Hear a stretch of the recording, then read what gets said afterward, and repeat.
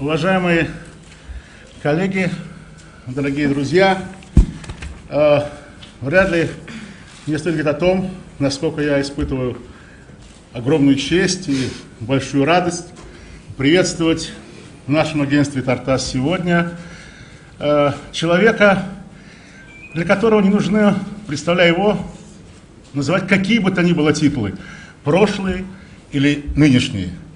Сегодня... Что-нибудь назови. Великий человек. О, хватит. Михаил Сергеевич Горбачев. Прошу любить и жаловать. Я с 1955 года официально в политике. Вся моя карьера там прошла. Дважды или трижды я собирался уходить из политики.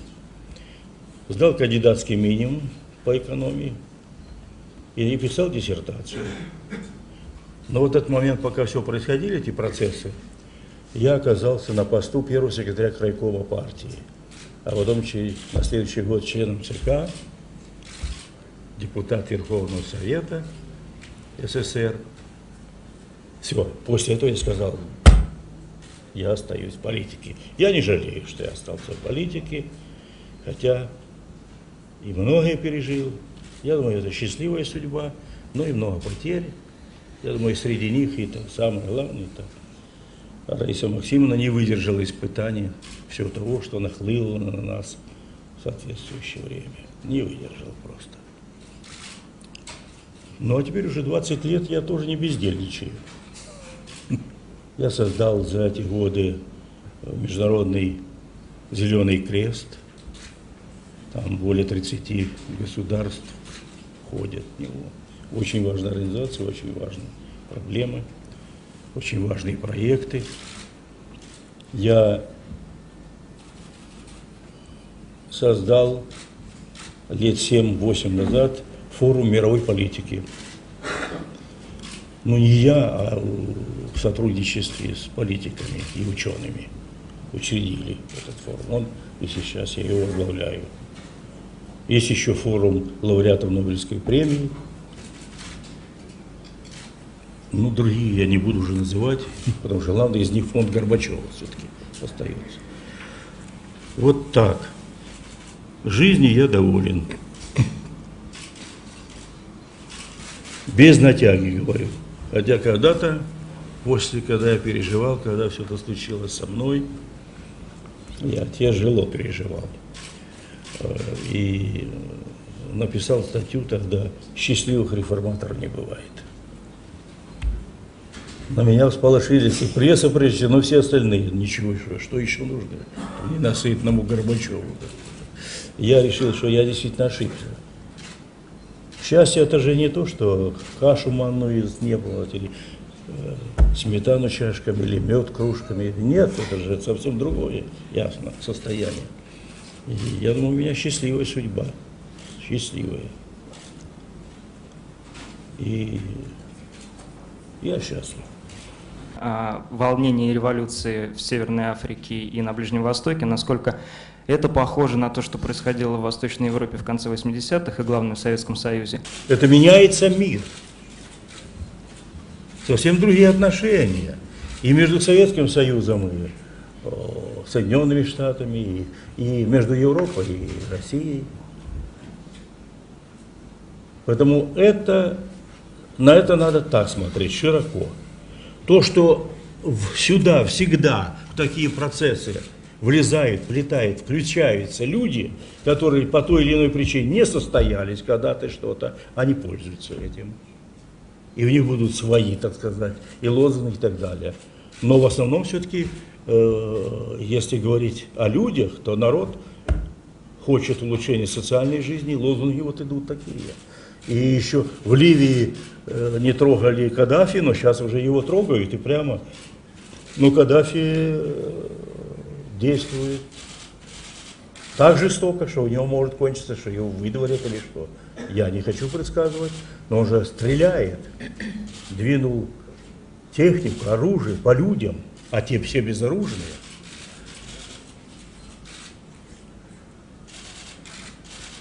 Так что процессы эти, во-первых, их надо изучать и понимать что они идут в контексте всего того, что происходит в мире, в Европе и в мире. Это самое главное. Это самое главное. И, во-вторых, все-таки много беды, много бедности, много нищеты в мире. 3 миллиарда живут на $3 в месяц. Это значит, что они бедствуют. Именно так. Что с образованием, что с медициной, с развитием экономики, культуры и так далее. Это все подталкивает. Я должен сказать, когда мы говорим о терроризме, и если мы это не будем учитывать, то мы не разберемся, что надо делать. Люди, в конце концов, вырываются из объятий этой нищеты и дикости, в которой они оказываются. Им нечего терять. Да, конечно, есть фундаменталисты со своими теориями, своими взглядами, со своими группами, вооруженными и так далее. Это все есть. Но они подключаются в этот поток, и тогда вот приобретает эту ситуацию такую. Я думаю, что сейчас очень важно, чтобы европейские страны, американцы очень ответственно отнеслись ко всему тому, что происходит. И не разыгрывали бы какие-то карты, которые каждому выгодны. А все связаны так или иначе той или иной страной. А почему вы свой юбилей будете праздновать не в России, а в Великобритании? Кто вам сказал? Нет? Да. Михаил Сергеевич, юбилей 2 марта. Нет, скажите, кто вам сказал это? Я об этом слышала. Где вы слышали, на каком рынке? То есть это не так? Ну, слушайте, вы же представляете солидную немецкую прессу. Я об этом читала, по-моему, в вашем интервью, где вы говорили, будете праздновать и здесь, и там тоже. Это уже другое. Ну, так это же совсем другое. Ну почему вы там тоже? Почему же вы мне не повторяете то, что я сказал? Повторила. На будущее это вам урок. Спасибо. Вопросы? Почему вы будете там Подожди, праздновать? нет, я сейчас скажу, я сейчас все-таки повторю. Хорошо. Раз. Это усваивается трудно. Знаете, я даже не верю, что уже 80. Я никогда не думал, что я доживу до 80. Это мне казалось такое что-то хилое, дряхлое уже все. Ну, физически я силы теряю очень. Но дух торжествует. Вы Дух. в шикарной форме. Что, А? побойтесь Богу, в шикарной форме вы. Я не буду сейчас отчет делать физиологический здесь. Но мы не требуем, мы видим. Да-да. Так вот. И у меня даже стоял вопрос, надо ли, так сказать, тут шуметь по поводу 80-летия. Ну, 80 лет. Все. Было 70, было 75, мы праздновали, все, так сказать, и книги выходили, и все, что угодно. А 80 можно уже и втихнуть. Друзья оказались, вот организаторы здесь присутствуют, в том числе они подходы нашли через семью, и семью говорили, я вообще был где-нибудь, куда-нибудь бы уехать в тишину, и там, конечно, выпить и закусить обязательно. Святое. Но это другое дело. Вот, когда получили инициаторы отклик на их предложения, их друзей, знакомых, вот, он оказался весьма позитивным, их поддержали. Ну, я сказал, ну, ладно, решать, получится, получится. Я до сих пор так и веду себя. 2 марта, когда я родился, будет основное наше торжество, личное, семейное и дружеское. Это состоится в Москве. Уже, по-моему, практически всем разосланы приглашения. Вот. Кто получил, тот может почитать. Там присутствует и юмор. А это, я думаю, о равновесии духа говорит, так сказать, в семье. Значит, будем мы праздновать и будем приглашать наших друзей, начальников будем приглашать и самых главных. Уж дело придут или нет, но я буду приглашать. А в данном случае пришло в голову, это не мне пришло, это не моя идея, все-таки провести благотворительную акцию.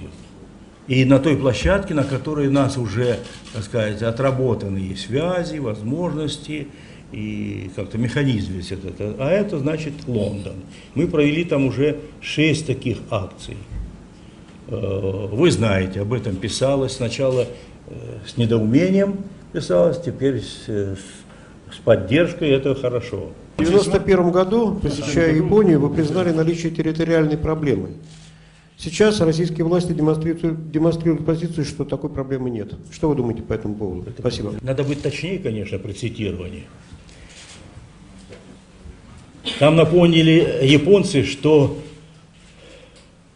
да и мы напомнили, вот было предложение, и был момент, была обстановка, что мы возвращаем два острова южных. Но при этом заключаем договор и налажим хорошие отношения. И что же сделали японцы? Это вот надо не забывать, чтобы мы не выглядели вроде крайними. Японцы за это время заключили договор о безопасности с Америкой. Ну тогда отпал вопрос и этот. Все. И сказали, что к этому вопросу мы не возвращаемся. Переговорный процесс для того, чтобы просто документом завершить это, мы же еще не завершили с ними, так сказать, договором. Я